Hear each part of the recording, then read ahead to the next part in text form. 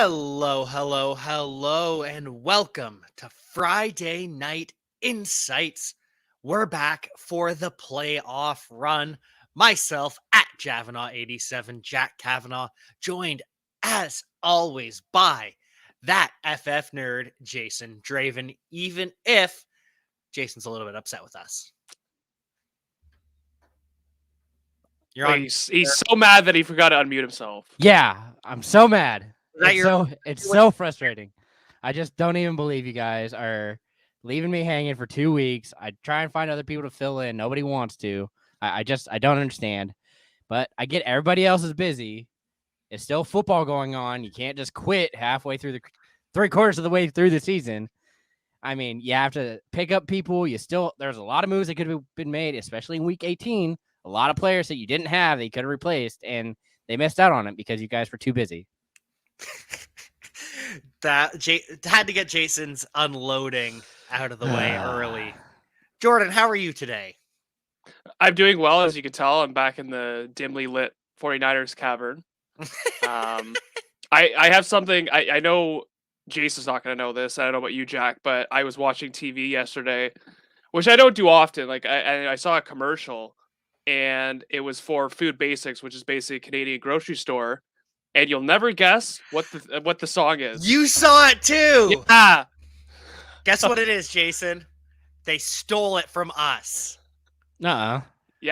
Food Basics is advertising drumsticks, advertising chips, using the Friday Night Insights song. The drumsticks make sense. Like when I saw that, I was like, okay, like I guess that I was I kind of found justification in that, but still, they ripped us off. And a little upset about that. I also want to address another thing. I was really disappointed I couldn't be on the award show with you guys. I just want to say Neil accused me of picking Carson Wentz for comeback player of the year.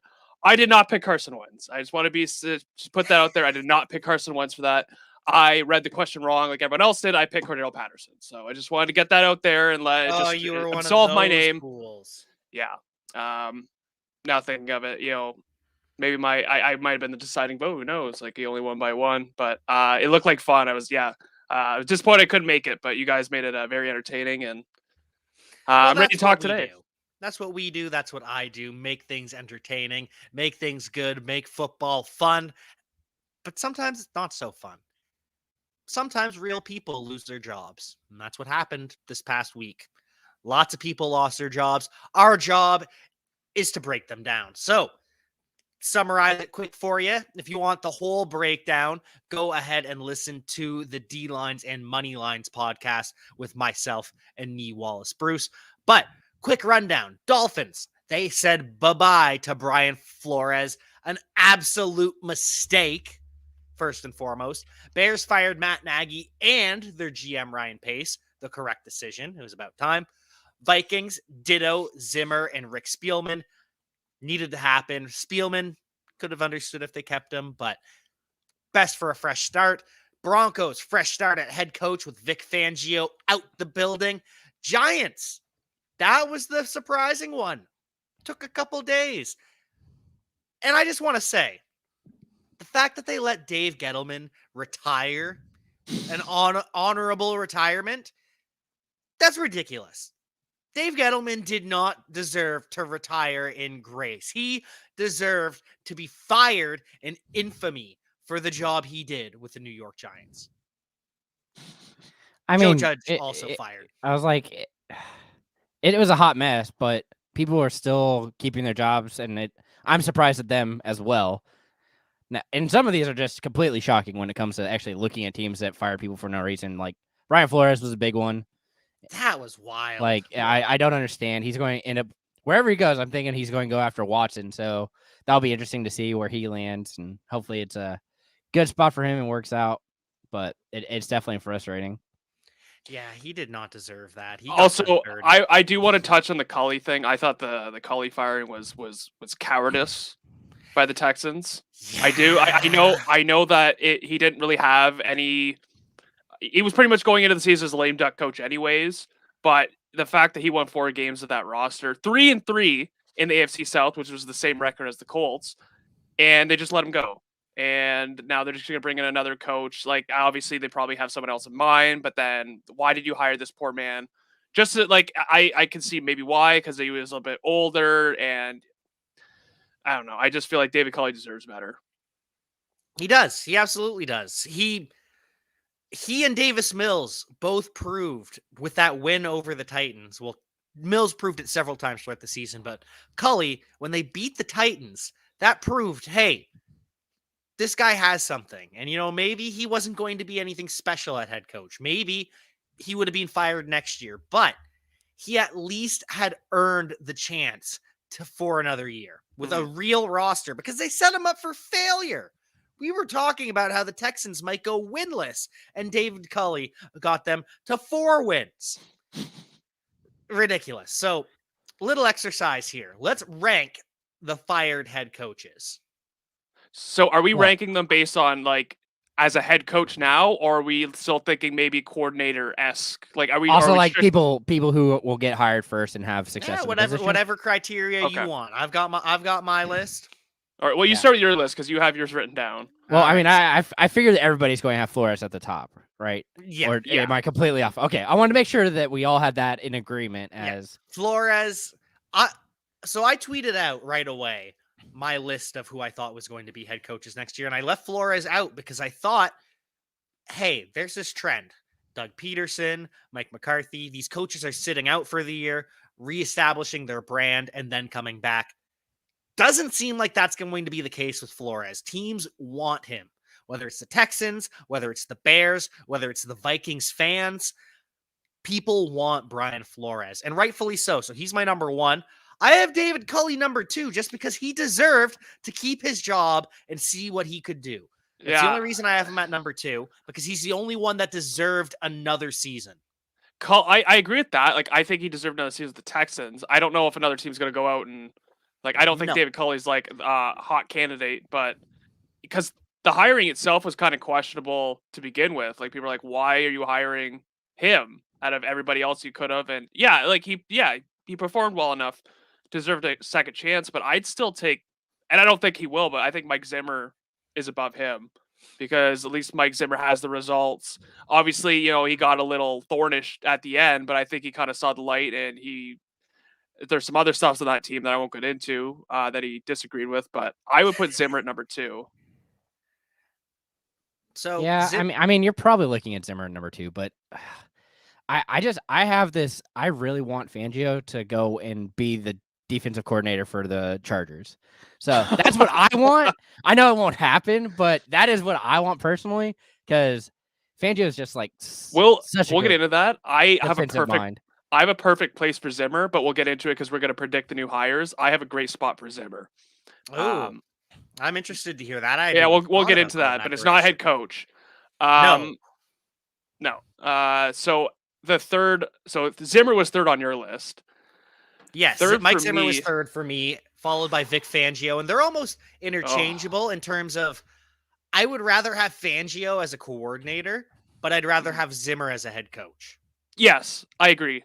And I come on the same wavelength as you, because I don't know past Zimmer if any of them will be head coaching I don't know if candidates. Zimmer will be again either. So I would probably put Fangio third, and then maybe Culley over Nagy, but you're right, it's interchangeable. And then Joe Judge and Urban Meyer are just so far down the list, you can barely see them. There's a teardrop from Matt Nagy to Joe Judge. Yes, there is, and as funny as it to say, but.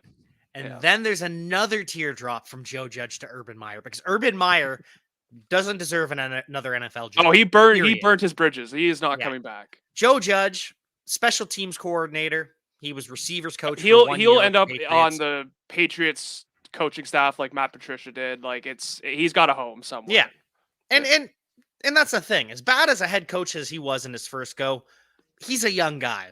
Maybe he gets another chance at it. Either way, he deserves another NFL job. Urban Meyer does not at all. I mean, if Freddie Kitchens can get another NFL job, then Mr. Joe Judge can as well. So now that we've talked about the guys who lost their jobs, what about the jobs being filled? How would you rank those? Because for me, there are 2 clear top jobs, and that's the Jaguars and the Bears, because They have it done at quarterback. They are set. Well, I mean, you could argue the Raiders do. Raiders have My it. worry with the Raiders, I do agree. My worry with the Raiders, though, the AFC West is competitive. And because you made the playoffs, you're coming into a playoff team. If you don't make the playoffs or compete right away, you're done. So that's why I'm less interested in the Raiders' job because But you still have the Broncos over them, and I assume that's because like they're probably a more complete team around, but they don't have that important piece. And I know that the Aaron Rodgers rumors, the Russell Wilson rumors, but those aren't concrete. So that one's tough because it's pretty much how much do you value the quarterback position. I think the most desirable job is still going to be the Dolphins because they have everything there. I mean, I know the quarterback isn't super. Do they though? They have a star wide receiver. Parker has shown that he can be a good second. They have a strong tight end. They have a good running game. It really, especially They since have the worst offensive line. Yeah, and Gesicki. But that's something you can fix, and you can see how that works. I mean, and then their defense has been solid. So I think that's probably the most desirable one. Though, you're coming in with a GM who just got in a power struggle with his head coach and got him fired, and a GM that's like dead set on Tua. So you come in, you don't like Tua. Well, that's your loss. I mean, I like Tua. Well, I know, but fine. It's the offensive line and the GM that has the Dolphins below the Vikings for me, because the Vikings, I think they still have a strong roster. Maybe they don't have the answer at QB, but maybe you can try with Kellen Mond. You can bring someone else in or draft a quarterback with the Vikings. I think there's a lot you can do with them compared to, maybe I have the Vikings too high, honestly. I think you like. This is just me. I know that Trevor Lawrence is very enticing, but Jaguars #1 I don't agree with because that's just a cesspool you're walking into. So I forgot to include it on this. I've included it in my past 2 shows. The Jaguars are #1 if they fire Trent Baalke. If they keep Trent Baalke, they're the last. It's more. I agree. It'll be more attractive of a head coaching job. I still wouldn't put Jaguars 1. This is just me because I think you're thinking of it as just quarterback over everything. For me, like if the Broncos make a move for quarterback, that's my like I would want to know going into an interview with the Broncos, asking George Payton, what is your plan at quarterback? Because I want to know that because I don't want to be walking into like Drew Lock and somebody we drafted and having to develop a quarterback. Maybe that will work because then you get to mold a quarterback under whatever offensive system you want to bring, but I don't know. There's questions around there. Vikings for me, I agree with Jason. I like the Vikings over the Bears because, Justin Fields looks like an exciting NFL player, but other than that, like the roster's not great. Yeah, I mean, so I think there's 3 that are separating themselves when you look at these jobs. It's the Dolphins, the Raiders, because you're set on both sides of the ball. So what you need to focus on is a good defensive scheme and a good offense. They have the right pieces there. They just need to work with it. Defense too, with Gus Bradley there. I think. Yeah, they're definitely putting together, and you saw how well they did against Herbert. Granted, not on 4th down though. Yeah, exactly. I was like, for the most part, it's hard to contain that guy, but just part of it is the fact that, like you said, they do need a stronger quarterback in the high hopes. But at the same point, I do think that Bisaccia? Okay, Bisaccia, he's doing a good job. So I don't know why they'd move on from him, especially since the success that they've had while he's really taken over. And then, of course, like you guys have both mentioned, the Bears. The Bears is a decent one just because, again, they have all the pieces except for now they're losing Allen Robinson, which kind of really sucks. But outside of that, they have everything that you need to really build your team. And you just need the right scheme and right personnel. So drafting correctly, that's going to be a big part of it. You need to be involved in that process and getting those pieces that you need to make it a better team. I don't know because the Bears offensive line to me is still a question mark because they brought in Tevin Jenkins, who never played left tackle in college, if I'm correct, or he was primarily right tackle, moved him to left tackle, and it didn't work out. And then they had to sign 40-year-old Jason Peters, who was hurt like every second game. So I think there's still question marks there. I think Darnell Mooney. We saw how much it changed just adding. So I'm going to use it again because it's my team. But the Chargers added Rashawn Slater. Yeah, the but draft, and that completely changed how the Bears well don't have line a did. first round pick, so you're gonna have to hope that you can fetch somebody on the free agency. I don't even know who's available. I know Eric Fisher is. They can go ahead and have him, but I don't know any other left tackles that are going to be available for them. So that's why I'm a little concerned. And the defense to me, like, I mean, Khalil Mack did take a step back even when he wasn't injured. Robert Quinn was like not fantasy, darling, but a football, comeback player, I guess you could say, with what he was able to do. And then they still need another corner opposite of Jalen Johnson. So I think there's a few holes there, but there are pieces. So I don't want to completely write off the Bears, but I think the Vikings should be over the Bears, in my opinion. Again, my issue with the Vikings is just their defense. I mean, we saw how easily you could just destroy them. I mean, their offense completely set. I love the fact that Cousins, when he gets in a hole, he is able to chuck that ball over the place and make everybody look like some superstar. But that defense is definitely an issue, and you see it because, granted, it's Aaron Rodgers that they have to play 2 times a year, but he just picks them apart every time they play. If we're talking about, if we're going to go the opposite end of the spectrum, for last, Jack, you have your last 2 teams as Texans, Giants. I would reverse those. I think the Texans, that's so my worry with the Giants is that they might be tied to, well, now that they've got rid of the general manager, it depends on if ownership makes you stick with Daniel Jones. You have Daniel Jones for 1 year. That's the thing. You have him for 1 year. Don't give him the 5th-year option. Yes. Let him prove it. Maybe you have 2 picks in the top 10. Maybe take a swing on Kenny Pickett or whatever quarterback you have at the top of your list. They need to work on that O-line. That's where they're going. So they have, I think it's 5th and 9th. 5th pick, draft Charlie Cross or whoever else is there. Evan Neal, I don't think he'll drop that far, but you could draft. Well, if you trade up to get him, then I mean, Ekem Ekwonu, though. Yeah, somebody there'll be there's 3. There's a big 3. Yeah, there's good options there, and then your next pick, the Bears pick. I'd say take the best quarterback on your board. I think you just trade and find a quarterback because, again, we're looking at a bunch of options. Like, for example, the one I'm most curious to see about quarterbacks landing is actually Gardner Minshew, because I think he is a real difference maker when it comes to that position as a quarterback. He can really open up any offense, given the right tools. You saw how even with the granted game and a half that he had with the Eagles, playing, I still think I think he's overrated. I don't. He put up some good numbers. He has a good touchdown interception ratio, but I think he's just a guy. That's just me. Sure, he played well against the Jets when he had a. Poor Steve logs in and it's Bears talk. Nothing like some Friday night depression. Anyways, I just lost my train of thought. Yeah, no, for Minshew, for me, I think he'll have a chance to start. I think some team will definitely give him a chance to compete for a starting job, but I don't think he'll give you great quarterback play throughout the whole season. Andy Dalton is another one. That's another. We'll see. Maybe him and that's one of my biggest frustrations is the fact that the Bears had Andy Dalton. They could have let Fields sit some more, really learn an offense. Instead, they throw him out too early, and Dalton looks absolutely fantastic when he's playing. That's Ryan Pace and Matt Nagy holding on for dear life. Andy Dalton looking fantastic might be a bit of an overstatement. Hey, you know what? He made Mooney look darn good in comparison to Justin Fields, who just made him a guy. I don't even know about that. Fields had some pretty good games with him too. Anyways, how many 100-yard games? I think at least one that I remember. Okay, every time that Dalton was out there, he had over 100 yards. Nah. Well, so anyways, for whoever's taken over the Bears, though, who are we going with for head coach? Because they're interviewing plenty of guys. Doug Peterson, the former Eagles head coach, both of the Bills coordinators. We've also got Brian Flores coming in, that's who I think it's going to be. I think the Bears were gifted because of what the Dolphins decided to do, the mistake that Miami made. I think that the Bears have been given a gift in the form of Brian Flores.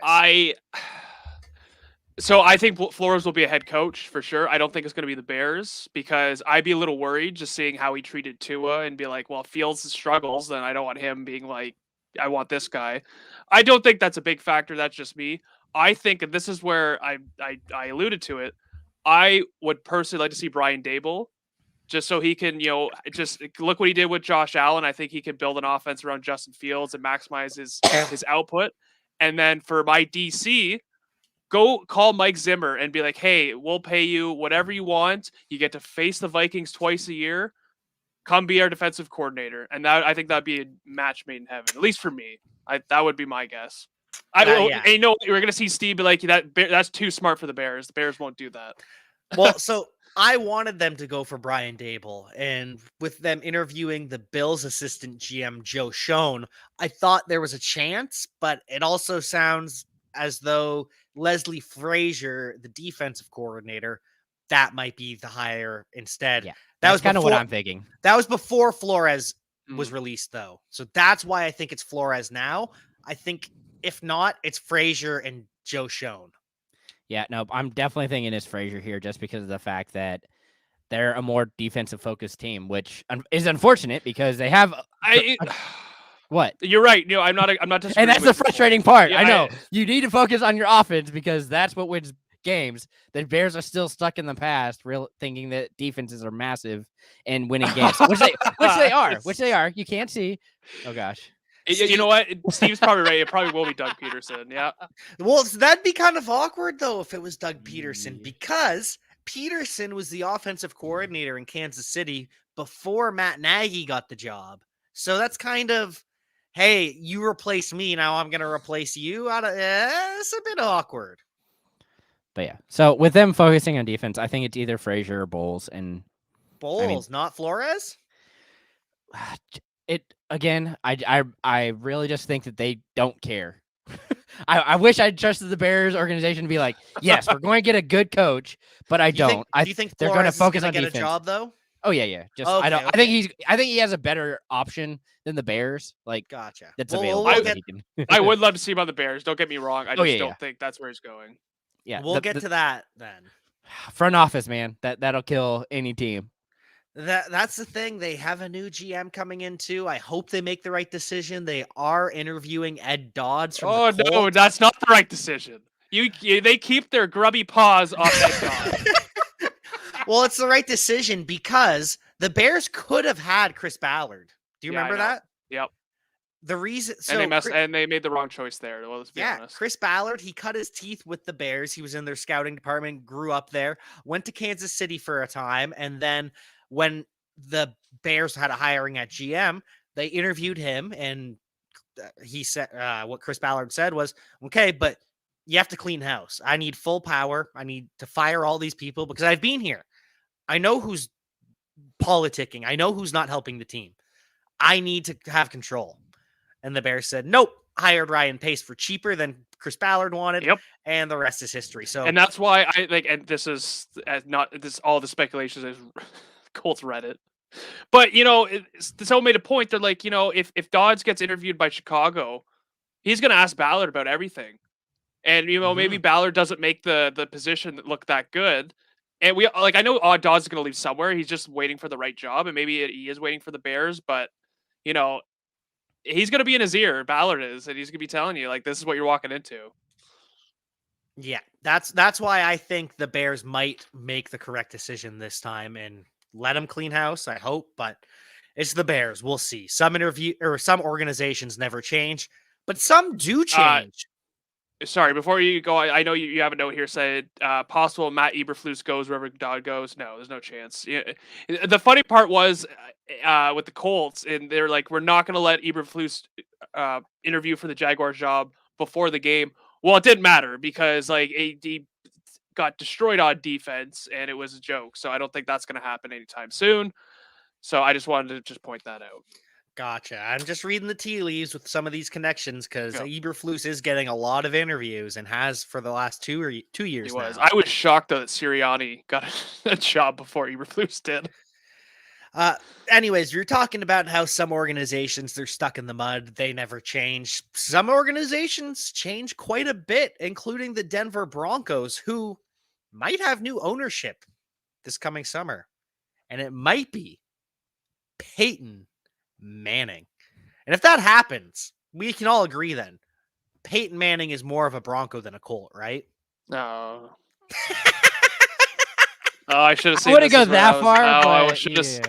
yeah. Let me ask you a question though. Does Mile High Stadium have a statue of Peyton outside of the stadium? Not yet. Once he becomes owner. Yeah, he's gonna put one up, and he's gonna be Well, that big until they old five do, head up until there. you do, your question is no. I'll stand pat. All on right, that. all right. Well, whoever the owner is, it's an interesting situation. Oh, Mike Manning does not want to, or does not agree. Peyton Manning is a Colt. Thank you, Mike. Yes. But for the Broncos, it's interesting because whoever becomes the new head coach isn't going to be playing for the person that hired him because there'll be a new owner. Interesting situation, but they've got a lot. They're casting a wide net, interviewing Aaron Glenn, which I love because Aaron Glenn deserves to be a head coach somewhere, the defensive coordinator for the Lions. I'm just not ready for him to leave yet. My pick is Packers offensive coordinator Nathaniel Hackett in an attempt to lure Aaron Rodgers to Denver. And I don't think it's going to work. I think Aaron's going to stay in Green Bay, but I think the Broncos are going to say either way, we're fine with it because best case, we get Aaron Rodgers. Worst case, we get a talented offensive mind. Oh, Peyton Manning is a Colt that happened to grace exactly. the Denver Broncos. My pick for this one, I can see like they're gonna flip flop. They went defense, now they're gonna go offense. I think they're gonna stick with defense. I think that they know they haven't established Three defensive coaches in a row. Yeah, for the Broncos? I know, but I wish I could say that, but the fact that they are going to be without a quarterback, that's me my point exactly. I'm actually thinking that it's going to be Callahan, just because of what you've seen from the growth with Burrow. Ooh, like I thought you were going on my side. No. I think they're gonna stick with defense. I think there's too many question marks on the offense. Like you just bring in an offensive coordinator. I know that this is the third time they've done this, but I just feel like you have an established defense. Bring in a defensive coach, and figure out what you're gonna do on offense. What kind of offense do you want to be? Because there's no identity with that offense. You signed all these. Bring in an offensive coach to decide who you're going to be. Because if you bring in a Jack defensive coordinator, Jack gets it here. You're going to be cycling I don't know. through. I have a feeling in my stomach. I was going to say Dan Quinn. That would have been my pick if they're going to go defense again. That's what I feel, and I feel like Jason feels the same way with the Bears. Is how I feel about the Broncos. I just feel like they'll want to just maximize on that defense. I think with George I really think the issue though is the fact that they need to figure out what they're doing at quarterback, and I think they need an OC for that as a head coach because he's going to be the one who implements it. He's going to be the one who makes that quarterback better, whether it's somebody new coming in that they can kind of mold, or if it's a vet that they're signing for a year to help mold another player. It's that same line of thought. I doubt that that's not true. I'm hoping that they move on from Locke and they have some other option that they can go to. Oh, I think Locke's back for sure. He's on a cheap deal. He'll be back for one more year. Another thing too, this is a dark horse. I don't think it's gonna go here. A dark horse for Brian Flores if the Flores Watson tandem is gonna work out. That's another one. But I don't think it's gonna happen. I think it'll be somebody else like Dan Quinn. Another interesting name to watch too is Kansas City offensive coordinator Eric Bieniemy, because he had over 4,600 yards from scrimmage for the Colorado Buffaloes. So we don't bring up his time in Colorado. That's the rule that I heard. Yeah. No. Well, but I'd be okay with that. I think that he deserves a chance at least. I just don't think that. I mean, they'd have to pay him quite a bag for him to go from Kansas City to Denver. I don't know. A NFL head coach. That's just in and of itself that you have that for the rest of your career, no matter how bad it goes. He also has to try and find a quarterback. Like that. That's the issue. He has to try and find a quarterback that he can agree to use. And I don't think that he likes being stuck with Locke. For Steve has Broncos going with Brian Flores or Byron Leftwich. Leftwich is interesting. Me and you. I've got them both as head coaches. Yeah, Jack, I'll just give you, I have the same place that Leftwich is going with you. I don't think it's much of a surprise, but we'll get into that. All right. So next team, Dolphins up. And we'll let Jason go first with who he thinks the Dolphins are going to hire, because I'm very intrigued what that beautiful mind of Jason Draven is thinking. The one thing I have to mention before I kick it over to Jason, owner Stephen Ross has said no, it will not be Jim Harbaugh, because Stephen Ross, he's a Michigan man. He's a Michigan booster. He spends a lot of money at the University of Michigan. So he says, no, I don't want to steal the head coach from my university. No, I think because of the struggles that they have, I really think that this is where the ball ends up. It's going to be Brian. He's going to come in. He's going to revamp the offense. He's going to be able to work with Tua, as you saw him grow with Josh Allen. It's a good fit. He has all the pieces that he needs, and he should have a lot of success. And you saw how the Dolphins continue to have the Bills number. So it's one of those things that I think he walks into that situation. He's like, oh yeah, this is going to be fun. That actually would be a good one. I actually really like that. I'm not going to go Dable just because I haven't gone to the Bears. Let me just say, I don't want to take your guess, Jack, because I'll let you explain yours, because I kind of think it's going to go that way too. But I think that the Harbaugh smoke is smoke. I think that, if Harbaugh is going to leave Michigan anyways, why doesn't Stephen Ross just take him? He's paid all this money to Michigan. Like, I feel like he'll want him if he leaves. That's I 100% think the Harbaugh case. could go to the Dolphins, but I'm going to agree with your pick, and you can explain. Yeah, it's definitely a smokescreen in my mind that Harbaugh was just guaranteed I to be at the think Dolphins. that he wants him. I think that he does want Harbaugh, and he's just saying, I'm just making this up. I think he really wants Harbaugh. Yeah. Assuming he walks away cleanly from Michigan, that is definitely going to be... so that's yet to be determined. But... Yeah. I'm just saying, if that's the case, Harbaugh's definitely going to be the head coach for the Dolphins. So I'm going with the young offensive mind in Kellen Moore. And the reason for that is I think the Dolphins pivot. I think after going with Flores, the stern defensive coordinator, and before that, they had the stern offensive coordinator in Adam Gase. I think they're going to go to a younger, more player coach in Kellen Moore, someone who has the scheme to bring in to develop a quarterback. And what we've seen with him and Dak Prescott develop together is, and even with the backup quarterbacks, Kellen Moore only gives you as much as you can handle. He doesn't ask you to do things you can't do. I think that's what Tua needs, is a player coach, someone patient, someone understanding, like Nick Saban, shockingly enough. I know everyone harps on Nick Saban because he's a grump. Very, very much a player coach, very patient with his players. That's what I think Tua needs, and that's why I have Kellen Moore going to the Dolphins. And I do have Dayball going somewhere else with Joe Schoen, the GM. I agree with the Kellen Moore, and same reasons why both you and Jason put with even with Dayball. Just the want somebody to grow Tua, to pretty much mentor Tua. And yeah, like what he was able to do with Dak Prescott, I think that's impressive enough. They'll give him a chance. Steve Bonham, owner of Important Nonsense, thinks that if Harbaugh leaves Michigan, it's for Chicago, his former team, and the Bears would pay the sun and the moon to get him. That's intriguing. That is intriguing. I didn't think that the Bears would pay that much to get Harbaugh. That's why I think it's Raiders or bust for Harbaugh in the NFL. But the Dolphins and Bears, intriguing now. So who do we have for Dolphins? I have Kellen Moore. I have Jordan has Kellen Moore. Jason. He has Dayball. Brian. Yeah, Dayball. Right. Okay. Wanted to make sure. I was like, I did say Dayball, right? Yeah, no, I needed a refresher. Couldn't remember for the life of me. So glad somebody else was paying attention. Yeah, so all offense with the Dolphins. It's offensive coordinator, no matter who it is, we think. Giants, on the other hand, they'll be hiring their general manager before they hire the head coach. And I think that's how you have to do it. You can't have the head coaching and GM hires done in opposite silos, because that's how power struggles happen. That's how people don't get along. So you need to have one cohesive vision, general manager and coach. So Giants hiring a GM. They're interviewing people from the Ravens, 49ers, Cardinals, Kansas City, and the Bills. Joe Schoen, the Bills assistant GM, that's who I believe they are going to go with. It seems as though Joe Schoen's getting a lot of steam around the media for a GM job.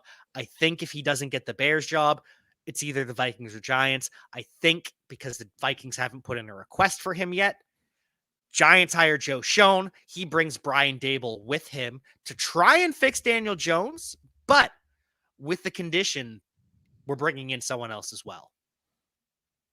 Yeah, that's a good guess. I think this is so I don't know about GM. Like I honestly shot in the dark. Doesn't That's matter. That's the one name I know from GM. Like you seems like you have a good rationale for Joe Schoen. It might as well be, but I think this is where Brian Flores goes. I think that I think that I almost said Joe Judge, but yeah, they wanted somebody like Joe Judge, some hard nose, something that they want another connection again too. That and they also want that Tom Coughlin like hard nose like football maybe stuck in the 1980s, 1990s. And Flores looks like a tough coach, but he built a really good culture. It seemed like in the Dolphins, and I think that the Morrows will want that for their team. They have evidence of it. I think that Flores will go here. This is my get my landing spot for Brian Flores.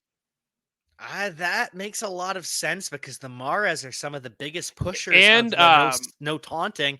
Jalen Waddle, he has a very meager celebration with the Waddle. That's the kind of New York Giants we want. Another thing for Flores is he's from Brooklyn, and I know that we all know that the Giants have just played East Rutherford, but it's New York, so it's there's a connection there too. So that's where I think. Yeah, looking at the GM, the fact that you brought up Sean, I really think that you have the right thought. I just think it's Carthon instead, and he brings in McDaniels. Ooh. Twitter is going to be so angry if McDaniels gets a job, and I am here for it. For anyone who doesn't know, Mike McDaniels, the offensive coordinator of the 49ers, he's more of a hipster, millennial, Gen Z looking guy than I am. Oh, 100%. But he's also one of those people that you see how he's been using Debo, and the fact that they have Tooney there now. Like, I can see that easily. That's my thought, is like, that's very appealing. The way that he can use Barkley in that same kind of situation. He can be that all-purpose back.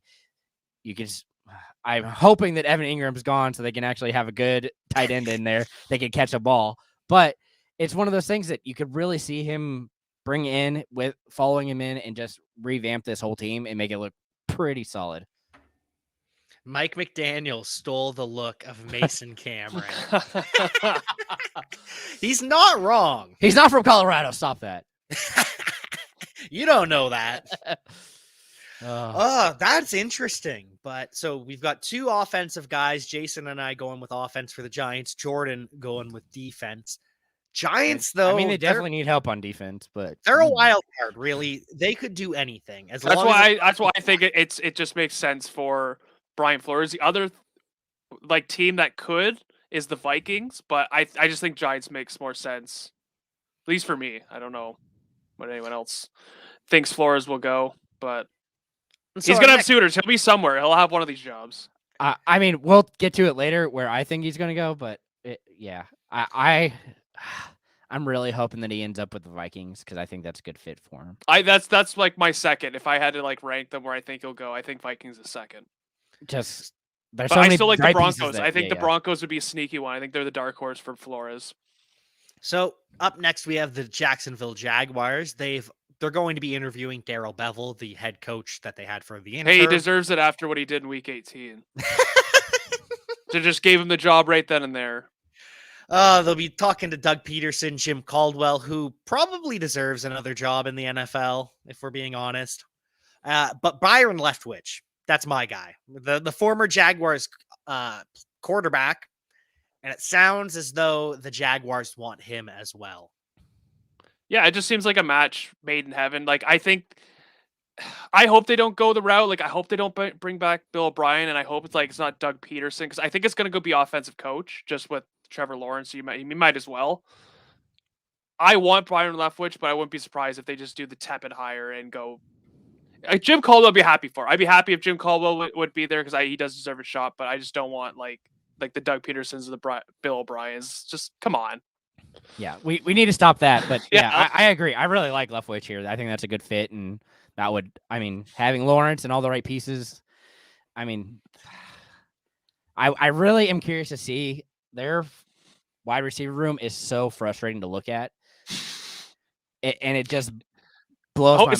Somebody just fix Chenault. Like, make him out to what everyone thought he was this past preseason.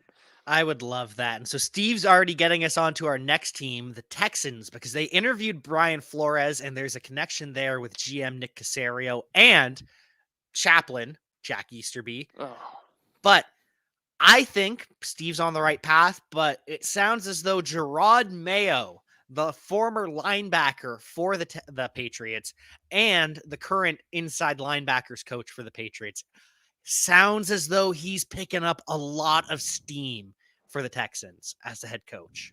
Yeah, the Broncos are interested in him too. This one would make a lot of sense.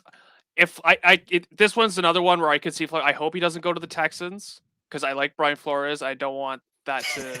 I don't want that on him. But if they hire Flores, I don't think there's a chance that Watson will stay. Like, I don't know if that's kind of the he's rationale. gone no matter what because he hates Jack Easterby. And I don't think that relationship. It's the owner too. Yeah, and the owner. He doesn't like Cal McNair either. I think that relationship is tarnished. So I hope it's Gerard Mayo. Like, I hear some good things. I don't know if it's like because I think it's true that there's no Patriots assistants that are head coaches at the moment. There aren't, but I also think that Patriots assistants in general typically don't hit. But Mike Vrabel, the Patriots player, he hit. Yeah, but he was never technically on the staff. Oh, that's what I mean though, and that's why I think that the players for the Patriots, maybe they're the difference. And here's the thing with Gerard Mayo, like Flores. Like, if I was Flores, I wouldn't want to go to the Texans. The Texans are a dog bleep roster, and you don't really know what you have in Davis Mills. Like, I guess they're going to stick with him unless they want to draft someone at 3, which I don't think they will. Do you really want to step into that? You're rebuilding. Like, Gerard Mayo, he's a young coach. So, I mean, like, that's someone you can build a culture with. There might be some bumps along the way in the first season. So it makes more sense to drop Mayo. I can't see Flores going to the Texans. So, Jason, did you give an answer for that? Sorry. No, just because I don't care. I respect that. I mean, when it comes to the Texans, it's like, I'm just so. Oh gosh. Yeah, we can all agree someone involved in the Patriots some way, somehow. If only Bill O'Brien hadn't been fired, maybe it could have been him again. Final head coaching situation we got to talk about, Minnesota Vikings. And they're going to do the same thing as the Giants, hiring a GM first who will have input on the head coaching hire. And when you look at the list of people they're interviewing, there's a lot of Eagles connections, including Catherine Raish, who VP of football operations, and Jordan has pointed out, is a Canadian. Yep. Also, Brandon Brown, Eagles director of player personnel. And if that's the case, if they're talking to Eagles staff, if that's who they want to be the GM, could they be looking to bring in the head coach that smoked them in the NFC Championship? It would be so Minnesota Vikings to hire Doug Peterson. Oh, I don't like it. It makes me feel dirty. I don't like it either. It's hilarious, though. Can I say I honestly don't know who's gonna have this? Like I said, Flores would make sense. Yeah, I don't still know my who pick else. here. I still like Flores for going here. I don't have a pick. This is one I couldn't decide on. Like, I don't know, because like, what are they gonna do on offense? Like, is Kirk Cousins actually gonna stay? Like, who's his heir apparent? Like, I think Adam Thielen's gone. The old regime did not want anything to do with Kellen Mond. So is he your guy going forward after next year? If you stick with Kirk Cousins, like, the defense, like Jacob said, not great. So this one go either way. This one could be offense or defense.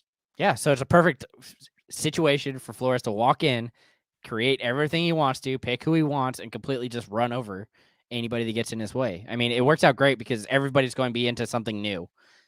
New roles, new players. It's going to work out great. I think this is a good opportunity for him to really show that he can be a head coach, and this would be the best opportunity for really his career, in my opinion, just because of the fact that it's available. I'm sure we'll maybe get a sense of like who they're looking for when they hire their GM. Yeah, who their GM is, and if they keep Kirk exactly. Cousins. I think a lot of Kirk question is marks. gone. I think Adam Thielen is gone as well. Both being traded and completely rebuilding this. Now, where do you Vikings think team. Kirk Cousins would go if he gets traded? Like, what team? Steelers. Yeah, actually, that would make sense. Steelers need a quarterback. They're too good of a team to rebuild completely, and I don't think Russ or Rodgers are going anywhere. So Matt Ryan, he's also not going anywhere. Well, he's retiring, so yeah, he wouldn't be going anywhere. Okay. Shut up. Matt Ryan's back. We already know that. The Falcons already put out a little leak through Adam Schefter that Matt Ryan is back because the head coach and GM took the job for Matt Ryan. Which is How did weird that based end on up? their moves, but How did that end up? yeah. Denver or Pittsburgh for Kirk Cousins from Steve. I agree. Yeah, Denver would make sense too. That's true. Yeah. But for the playoff games, now that we're looking at Saturday, 4:30 is the first one, and that's another head coaching job up for debate. I think it's pretty much locked in. It's either Rich Bisaccia or it's Jim Harbaugh. It doesn't really sound. Did we even have that on the list? I guess we didn't. I saved it for this right now. This is what we've been building. My pick for this is I think this is the team that gets Harbaugh if he leaves, and I would love to see another kind of head coach revenge if he gets his old DC from San Francisco, Vic Fangio, gets to play the Broncos twice. I think that'd be a great fit. But I like Gus Bradley. I feel like Gus Bradley can even stay. Like that's somebody they may retain because I think he did really well. Harbaugh is going to be the head coach. Rich Bisaccia is going to stay on as a special teams coach.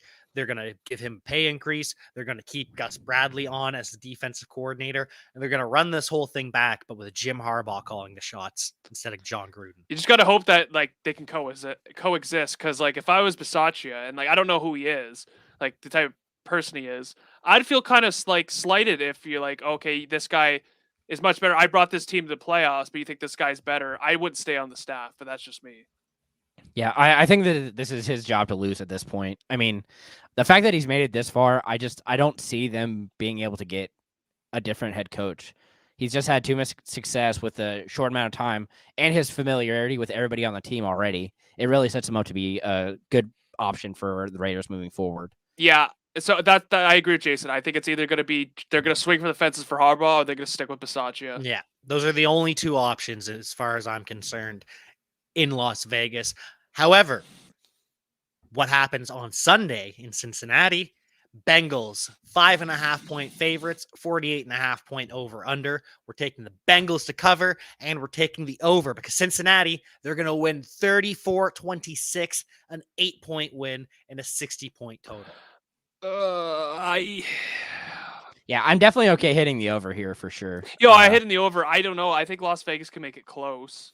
I have him with 5 is a lot. I'm thinking like 3.5, and that makes me nervous. Yeah, I think the Bengals like this. So they played in week 11. I have it down. Cincinnati destroyed them 32-13 in Las Vegas. Bengals were favored by 2. Of course, they covered. The over under was 51, which they missed by 6 points, but that had a lot to do with Las Vegas only scoring 13 points.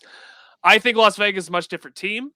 I think like what we saw from Cincinnati has been phenomenal, but I think Las Vegas can play them close enough. I actually would take Las Vegas to cover here. Yeah, at 5.5. Are you both still taking Cincinnati to win? I think Cincinnati will win, but I think it'll be a closer game than 5.5 than the spread. I'm struggling to see. I could actually see the Raiders pulling this out because that's what they like to do is just randomly flip a script on somebody. And when it comes to this kind of a situation, I could see them easily carrying the momentum from their win over the Chargers into this game and be like, we could beat this guy too. I just can't bet against the Bengal King, Joe Burrow. And let me also just say 2022 MVP. Oh God. Okay, Joe here Burrow. we go. I forgot this was a thing. I forgot. I don't want this anymore. God. Can I just say before we go on to the next game that we are not betting professionals? If you want real betting advice, Hit up go the to Discord. go to the Discord and see Mason and Michelle's picks. They're worth it. Tune into Locked In And on Thursday nights. Used to be during or at halftime of Thursday Night Football, but Thursday Night Football's done. So now, you clearly didn't look, Jack. Michelle put in his picks today, and he has Vegas covering the 5.5. But isn't he? Is he a Raiders fan? I don't know. Can't remember. I don't think that. You know, I don't think he takes that into account. I don't want when to. he's I don't want to like. I'm not like trying to like question his integrity, but you know, it's you got to put your biases aside. So he probably has good rationale. Mason is thrilled with the Yeah. plug that he just got. And speaking of Mason, the new head of betting at Important Nonsense. So we'll have to check in with what his thoughts are for the Saturday game. New England Patriots at Buffalo Bills. Bills are 4.5-point favorites with a 44-point over under. And I've got the Patriots covering despite the Bills win. I think this is a field goal game. 23-21, Tyler Bass game-winning field goal. Patriots cover the 4.5, but add up 23 plus 21. That's 44.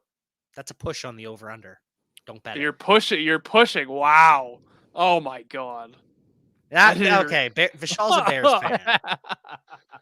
Oh, okay. Nice. No.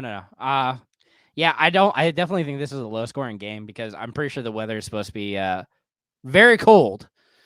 With that in mind, I think that means it's a lot of a running, and I'm going to actually go with a lower score, so I'm taking the under and doing 17-14, but still the Bills. I'm not going to give. Sorry, go ahead. Oh, I just asked Bills to cover. Well, it's 3, so it's a push. No, but it's 4.5. Yeah. Oh, it's 4.5. Oh yeah, 4.5. So okay. the last two Good times these teams faced, the Win Bowl on Monday night, the Bills were favored by 3. Obviously, they didn't cover, and of course, they hit the under, which was at 40. And there was only 24 points in that game. And then the rematch, which was in New England 3 weeks later, Buffalo won 33-21. New England was favored by 1, but that could have been like Vegas moving the spread because more money was on New England, whatever. And they just went over. It was 43.5. So this one, again, in Buffalo, really cold weather. And I don't know if the wind's supposed to be bad. There's wind chill supposed to be cold. I think that it's going to come down to if Mac Jones can, figure out the Bills' defense, because the Bills' defense shut him down in the rematch. And I'm sure that they're going to do whatever they can to make sure that Harris and Stevenson don't run all over them. I think the Bills can cover this. I don't feel great about it, but I think they can cover 4.5. It just depends if Josh Allen can play well in the cold, which he hasn't done in the past, at least in the playoffs. So I think that he can. Over under, it's smarter to go under. Let's not kid ourselves. But yeah, I think Buffalo could win by at least 5. So I'll take Buffalo on this, and I'll be different from you guys. And that'll bring us into Sunday afternoon football, 1:00, Philadelphia Eagles at the Tampa Bay Buccaneers. Bucks are 8.5-point home favorites with a 45.5-point over under. And the Eagles are going to surprise everyone because we need to stop underrating Jalen Hurts. He's a franchise quarterback. That's all there is to it at this point. The Eagles are going to build around him in the offseason because they're not going to win. But 3-point win for the Tampa Bay Buccaneers, 30-27, and that 57-point total hits the over as well. So I just want to go back to week 6. These two teams played Thursday night. Tampa Bay won 28-22. Tampa Bay was favored by 7. So, and the way that the game happened, Tampa Bay was up 28-7. Philadelphia scored 2 quick touchdowns and converted a 2-point conversion. Lost 28-22, so covered, which was a bad beat because Tampa was favored by 7. I had this game at 6.5, so it was even worse for me. I remember this. But I think that 8.5, I think Bucks are going to win. I think Bucks are going to, I'm going to take Bucks and the points. I think in that first game, I know that they caught up, but I think that it was Thursday, not a full week of practice. I think that Tampa Bay got up early and let off the gas, which made the Philadelphia be able to catch up. But I just don't think that, Tom Brady is going to play around. I think that he'll be able to win easily. I don't really have faith in the Eagles that much, especially on the run. If they take away the run, then I think Jalen Hurts is going to have to throw his way to victory, which I don't think is going to happen either. So that's just me. I think they can win by 9. The Bucks can. Yeah, I definitely think that here you're looking at the Bucks are going to win. It just depends on how long they let their starters play. So with that in mind, Wow. I'm putting that they get up 35-10, and then I could see them scoring another touchdown and a field goal. So you're Wow. looking at 35-20 as a final. I don't even think it's close because I don't think they want to mess around. And they're just like, we can get some practice in and then just be done for the rest of the day. And See, I have the same with you. I think it's not going to be that much of a disparity. Like, I think that Tom Brady will be in the game. Maybe like 2-minute warning if they have the ball. They'll let Blaine Gabbert come in, give the ball off to Keyshawn Vaughn. But I agree. I don't think the Eagles have much of a chance. I don't think it's going to be this close. yeah, I mean, I understand where Jack's coming from because he is a mobile quarterback. I just wish that I trusted Hurts' arm more, but the development that I haven't seen is very frustrating. Great in fantasy. Love him. Great legs, able to move around. I just wish he could figure out that he can throw to Smith, that he can throw to Ward, that everybody is going to be an option that you can throw to. You just need to find the one who's coming back to help you. And it's just so frustrating to watch him play and be like, okay, this guy's up. Why aren't you need to time that right and hit him in stride? And it's just not happening for him. And I do want to say, if the Eagles cover this game, it's going to be backdoor. That's the only way they cover in this game. More receiving yards in this game. Oh. Jalen Darden or Jalen Rager? Jalen Darden. Oh, God. Jalen Darden. Sunday, 4:30, San Francisco 49ers at the Dallas Cowboys. Cowboys are 3-point favorites with a 51-point over-under, and this has remained constant throughout the week. There's been no movement on this line. However, this is going to be the last time we see Jimmy Garoppolo in a 49ers uniform because he can't hang with the Dallas Cowboys defense. 27-17. Cowboys are going to blow out the 49ers. That's what's going to cause them to move on from Jimmy G in the offseason. 44-point total means we're hitting the under as well. Yeah, I think I can't be sitting in the dimly lit 49ers room and not pick the 49ers to not only cover but to win. I think they will win. I think they are going to win. I think the 49ers are really underrated. Only thing that worries me is Jimmy G's hand. Yeah. But it didn't seem to be that much of a problem, at least not in the second half of the game. But yeah, that Dallas defense, that's what worries me because I like Dak Prescott, I'm sorry, like beating the Washington football team and Eagles backups by putting a 50 burger on both of them doesn't impress me that much. Like I think the 49ers defense is a much bigger task or bigger hill to climb. Did you really have to quote Shania Twain to dunk on the Cowboys? America's team and the pride of Canada. You go right ahead. I think 49ers are going to win this game. I don't have a total for you. I just think I'll just pick 49ers to cover because I think they're going to win. Yeah, it's definitely going to be close. I mean, the thing is, it's so difficult to stop Debo. If they just gave Debo the ball every play, I don't think the man would stop until he got hurt. Well, that's who they're going to replace Jimmy G with. Debo yeah. there. And then have Trey Lance on a couple of trick plays. Just straight Wildcat form. Don't even worry about it. The Cowboys would have no answer. Have you heard his new position that he's created? No. So someone asked Deebo Samuel what position he actually plays, what he would define himself as. And what do you say? He's a wide back. Wide receiver and running back. He's a wide not back. A running receiver? No, wide back. I kind of like it. I kind of dig it. It would make more sense if you went with the Canadian slot back, but whatever. Before we move on from this game, though, this has been tabbed as the Nickelodeon game. So does anybody have a guess for the MVP of this game? I just told you the only player that matters in this game. So I was thinking the same thing. I think that Debo, but so last year they made a meme out of it and they picked Trubisky. So I'm thinking maybe they'll do the same thing. But then again, it's also the Cowboys. So I feel like a Cowboy's going to win outright because they have so many fans. And I think it's going to be like Zeke's going to have like a stat line of like 14 rushes for 52 yards and 2 touchdowns. And he's probably just going to get it. That's what my pick was going to be because he's going to score 1, maybe 2 touchdowns. And he's going to do the. Yeah. Whereas like Pollard's going to have 9 rushes for like 90 yards and no one's going to like bat an eye at it.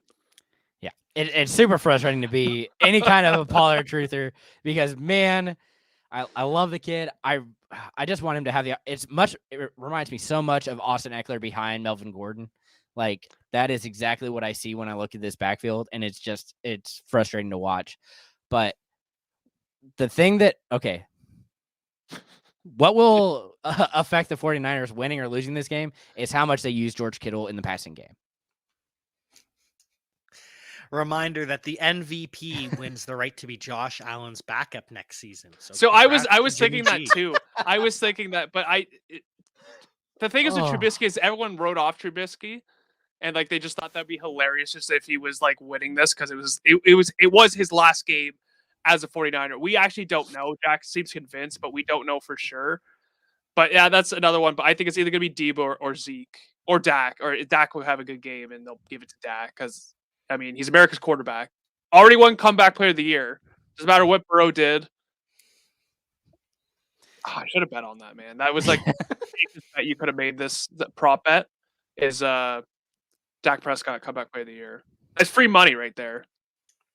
It was. And it's likely free money if you take the money line on Kansas City over the Pittsburgh Steelers. Well, Ben Roethlisberger agrees with that. Yeah, literally came out and said, "Oh, we would have a shot." Ben Roethlisberger, the Steelers, he's really underselling it. He's obviously saying it tongue in cheek because he. Can you imagine them saying that? Like, I know he's joking, but it's Ben Roethlisberger. I don't care. He deserves to go down in a blowout. That's why he's going to lose 31-17. Kansas City favored by 12.5. They're going to cover that 14-point win, and 7 of those 14 points, or sorry, whatever. 7 of the Steelers' points are going to come, maybe even more of that, or in garbage time because they. I thought you were going to say off turnovers. No, garbage time. That's I thought you were going with that. No. 14-point win, 48-point total. So take the over and take Kansas City. I can see that. I mean, I definitely think Kansas City wins this game. I wish that Steelers would be able to put up a fight, but I don't think it happens. So like you said, garbage time. I'll give them just because I can see them not caring. 10 points in garbage time. So you're looking at 24 points. I think that the spread's a little bit too big for me.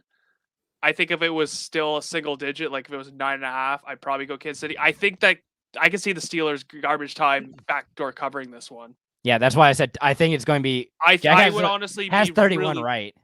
I think it's going to be 31 really to 24. Tempted to take Pittsburgh to cover the spread here because I could totally see that. I could see that Kansas City going up huge in the third, and then Ben's going to have his last hurrah in the fourth, and maybe throw 2 touchdown passes and cover this. So that's just me. I still think they'll win pretty handily. The Chiefs will, but 12.5. I've heard that from quite a few people. I truly believe in karma. Oh, it wouldn't shock me if they just completely destroy them and Big Ben goes with a whimper. I believe in karma, and the universe is going to pay Ben Roethlisberger back and send him on his way the way he deserves. I want to hear Mike Manning's reaction to this. Mike Manning deserves a rebuttal. If you believe in karma, the Chargers should be in the playoffs. So I don't. Who should be in the playoffs? The Colts. Both the Chargers and the Raiders because they should have tied that game. And let me just say, everybody should thank the Colts for making the tie a possibility for losing against the Jaguars. Because if that never happened, we would not have been asking for a tie for an NFL game, which is preposterous to do. But we did it on that game because it was a possibility. I'll save my Colts rant for the end, so we should move on. Take the over. KC up 31-7 in the fourth. Steelers cover the over in garbage time. That's what I have it going as too, Steve. Thank you very much. And so for our final game, Monday Night Football, Arizona Cardinals at the Los Angeles Rams. Rams are favored by 4, 49.5 point over under. We're taking the over because the teams are going to score 59 combined. And the Rams are going to win by 5, count them, 5, 32-27. Yeah, this is probably the easiest over-under bet. The over, it seems like a foregone. I think this so, has been one of the most frustrating things to watch is the Rams and the Cardinals offenses trying to figure out what the heck they're doing every week. Like, you have these great offensive weapons and you're not doing anything. The fact that you put up random low scores is so frustrating to watch. And this could easily be that kind of a game where it's an under and everybody gets pissed off because it's 13-10 and they both suck because it's the truth. Well, I will say that both games this season between these two teams both went over. Both went over, not by much, but they were both over. And the team that was favored didn't cover. So every divisional game, so New England, Buffalo, and then this game, every team that was favored did not win. Didn't even cover and did not win. This one I was so back and forth on. This was the hardest spread for me to pick. The Rams should be able to beat them by 4 because I think the same with you, Jack. I think Cliff Kingsbury's a fraud. I think his team, the only reason he's still in the playoffs is because they got such a large, win. Like they got so many wins in the first half and just pretty much coasted in the playoffs. A few bumps along the way. But Matt Stafford has not been playing well the last couple weeks, and if that Arizona defense, finds a way to stop him, Steve says Yeah. that 53 and 57 point total over under. Take the over. Take the over. I gotta say Los Angeles does cover. I think they're gonna win. I think they'll cover. But if the Cardinals defense gives Matt Stafford fits, they have a chance to win this game because I think that's what it comes down to: the Cardinals defense against Stafford.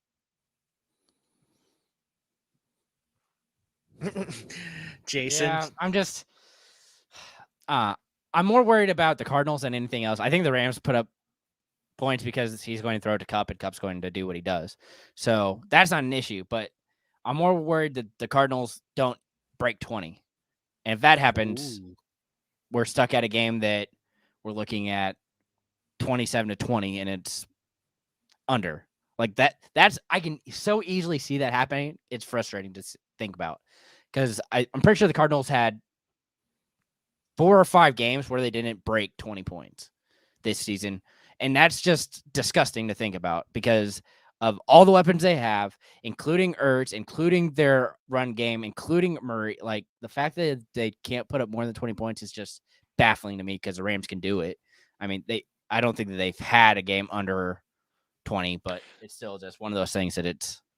So the the Cardinals. So they put up 30 last week against the Seahawks, 25 against Dallas, but beat Dallas. Then 16 against the Colts, 12 against the Lions, and then 23 against the Rams, and then 33 against Chicago, and then it's bye week, and then a few others behind there. So there's already 2 games that they didn't break 20 on. Yeah, but you know what? This is for everything. You played this team twice. I think that Cardinals, I'm not worried about them scoring. I think that all I'm saying is that the Cardinals are going to win. They need to be able to stop Matt Stafford. Biggest concern for Steve is Stafford 0-3 in his career in the playoffs. But that was with the Lions. This is the Rams. Big difference having Sean McVay and the bright lights of LA instead of Detroit Lions. Well, if they have the same issue last week, they see a lot of red in the stadium, and it's louder on offense than it is defense. Because that's what happened. That's what they complained about against the Niners. Too many Niners fans making noise during the offense. It's going to be a fun weekend no matter what. I can't wait for Super Wildcard Weekend. It's just going to be a good time. And whether you follow our advice, whether you follow the advice of the betting experts at Important Nonsense, to do that, either check out Locked In, Locked IN, or sign up for the Patreon. Get in the Discord as well. Lots of advice to take and lots of football to watch. It's a good time to be alive. Yeah, we definitely have a lot of good games. Some I'm waiting for next week to actually watch some better games, but it'll be some good games this week. Yeah, looking forward to it. Also looking forward to this offseason. There's the coaching carousel, always a interesting time. The QB carousel. Is Carson Wentz going to be on the street? Let's hope so. I mean, what? Who said that? Yeah, what's going to go on with the Colts, Jordan? Okay, well, I'll keep it short. I have had time to digest it. They played you know what. They're not going to fire Ballard, not going to fire Reich. I think they'll keep Carson Wentz, but Chris Ballard needs to spend money, man. Get Al Robinson, get Zach Ertz, get him some real pass catchers. I want to bring this up though. I read the stat and I was shocked. The only wide receiver that Carson Wentz, I just gave it up, that had 1,000 yards as Carson Wentz as their quarterback is Michael Pittman.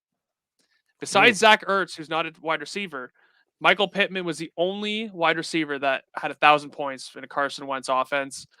And I just want to do a victory lap on Mo Alley Cox because, like I said, just a guy. No other player on that team had over 400 receiving yards besides Michael Pittman. It's a joke. Well, that's because they don't throw it to Jonathan Taylor enough.